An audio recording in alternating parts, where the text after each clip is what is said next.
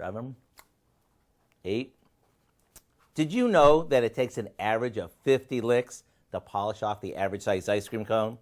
Well, it does. And if you're thinking, why are you telling me this?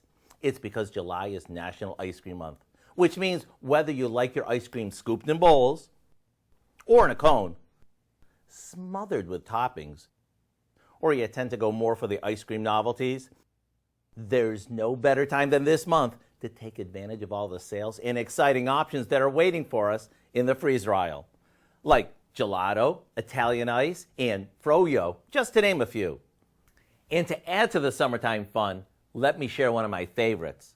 We start by combining some crushed pretzels and sugar with a bit of melted butter, and that gets baked off. That's going to be our crust.